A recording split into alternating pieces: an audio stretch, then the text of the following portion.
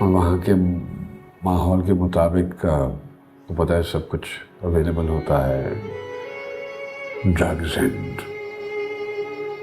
किसी ने शिकायत कर दी, पुलिस को रेड हो गई, क्योंकि ये ओवरडोज थी तो इसकी तबीयत खराब हो गई और ये बेहोश होकर गिर गई। गिरी है तो इसका सर फट गया।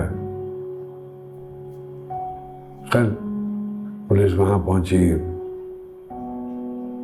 उन्होंने इसको उठाया, हॉस्पिटल पहुंचाया, हमें इन्फॉर्म किया।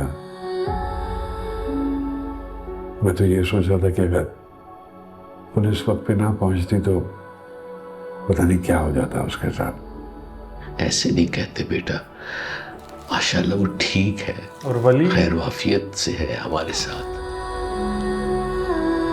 वो भी तो करता रहा है उसके बारे में। बस फिर उस रात उसको उस हालत में देख के मैं तो अंदर से लरस गया। बस फिर मैंने उसी वक्त डिसीजन ली कि I'm not going to stay there anymore and I just wrapped up everything।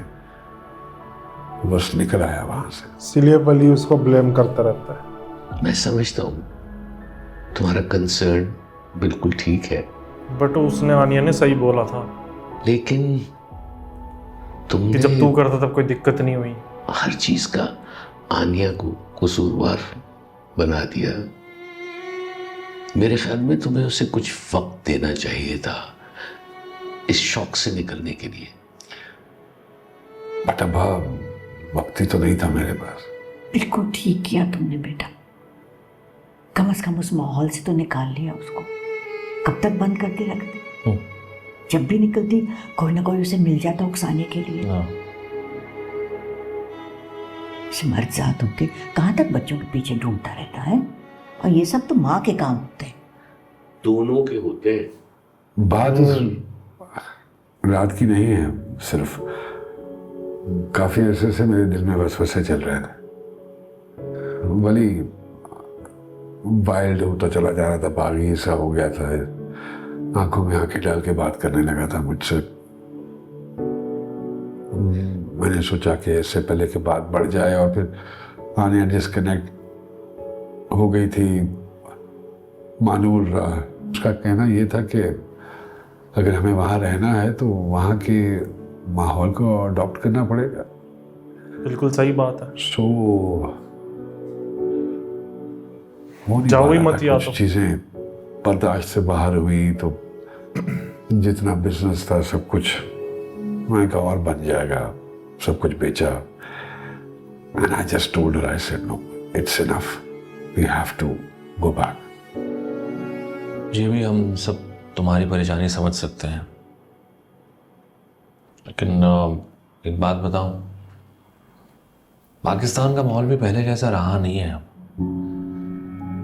अब की जो जनरेशन है वो हमारी जनरेशन से बहुत एडवांस है। जो अमल और समीर जो स्कूल की कहानियां बताते हैं, मतलब बच्चे ड्रग्स ले रहे हैं, अफेयर्स चल रहे हैं आपस में। जी जी क्या होता है?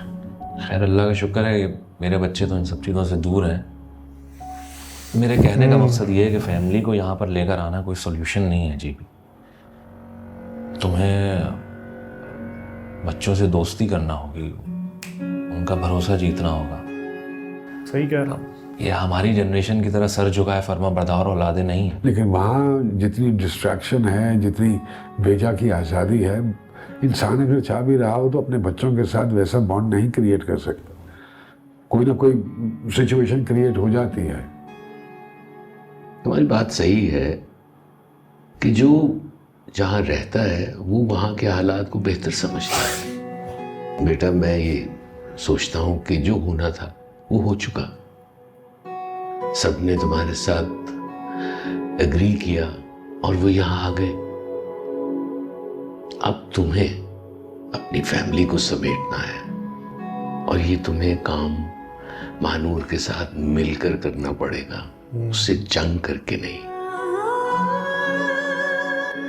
माँ बाप अगर एक दूसरे के साथ न खड़े हों तो औलाद हमेशा डायरेक्शनलेस रह जाती है। वाह, ये देखो कितना हसीन रंग है, मेरा बच्चा दुबई से लाया है। वहाँ देखो तुम्हारे जेठ की बरी पैक कर रहे हैं, तुम भी जाके देखो ना। ये शॉल है, आप लोग भी देखिए ना प्लीज, देखो। अरे मैं तो इसको कह रही थी, आई ही नहीं है।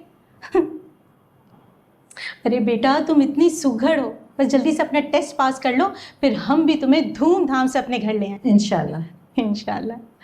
भाभी मुझे तो वैसे भी डॉक्टर्स बहुत पसंद है। वो आप मिलिए ना मेरी बड़ी बहू से जिसकी बच्ची यहाँ खेल रही थी, वो भी डॉक्टर ही है माशाल्लाह। तो क्या वो प्रैक्टिस नहीं करती? अरे 3 बच्चे हो गए, वो ही उसकी अच्छी खासी प्रैक्टिस करवा देते हैं। और तुम इस वाली बहू से मिली हो? मैं मिलवाऊंगी तुम्हें, ये भी डॉक्टर है।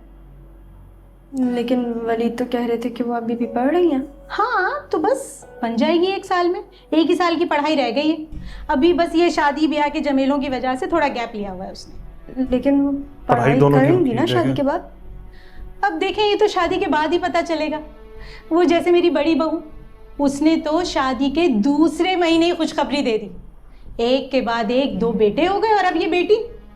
मैं तो दुआ करती हूँ अल्लाह ताला सबके घर ऐसे ही आबाद रखे, आमीन। आमीन। चलो चलो शाबाश, आ जाओ मेरे साथ, चलो शाबाश आ जाओ।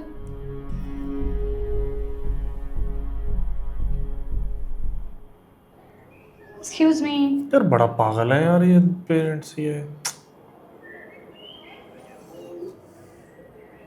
इसका बाप बड़ा बेकार आदमी है। माँ भी है, स्टैंड तो ले सकती है कम से कम उसके लिए।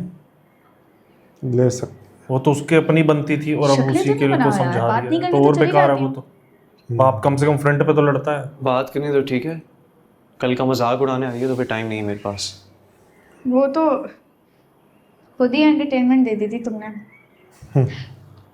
I am really sorry, I feel bad for you guys, I swear. वैसे एक बात पूछूं? वो जो तुम्हारी गर्लफ्रेंड है, तुम्हारा और उसका सीन सीरियस है या बस एवं ही? था अब नहीं। मतलब breakup? That's weird. That's not weird. Life goes on, people move on, होती हैं ये चीज़ें, मतलब कोई हर्ज नहीं है। और वैसे भी कोई वो टिपिकल ईस्टर्न टाइप लड़की नहीं थी, उसको मेरे साथ टाइम वेस्ट करना नहीं था अपना। हाँ सही बात है, वेस्टर्न लोगों के वैसे भी कहाँ दिल होते हैं, कहाँ उनकी अटैचमेंट्स होती हैं, और तुम तो जीती जागती एग्जाम्पल हो वेस्टर्न कल्चर की। तुम मेरे साथ यही बात करने आई थी यहाँ पे? नहीं, मैं तुम्हारा हाल चाल पूछना आई थी, but you always make it difficult. अच्छा, यही अंदाज है आपका मेरे से हाल चाल पूछने का? It's always condescending. और तुम जो हर बात में ईस्ट और वेस्ट का मुकाबला करते हो, इट्स वेरी इरिटेटिंग। बस करो, खुदा का वास्ता है, मेरी जिंदगी में ना वैसे ही बहुत जजमेंटल लोग हैं, और की जरूरत नहीं है मुझे। आ जाती हो हर वक्त मेरे पास टकराने मेरे से।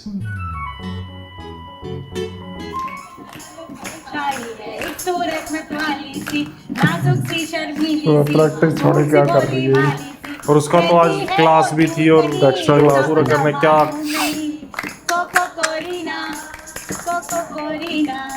अच्छा आंटी, मैं निकल रही हूँ, ठीक है? क्यों इतनी जल्दी? वो कल मेरा टेस्ट है ना, इसलिए। अरे तो उनको कह दो ना घर पे शादी चल रही है, बाद में टेस्ट दे दूंगी। नहीं आंटी, ऐसे नहीं होता। चले मैं चलती हूँ। अरे कुछ नहीं होता, बैठो क्या।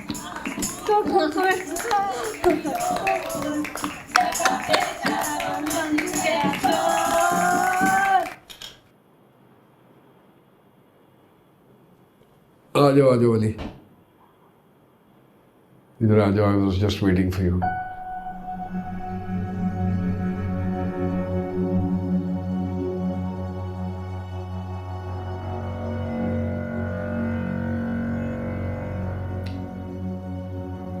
मैंने जो बातें आप दोनों की सुनी है,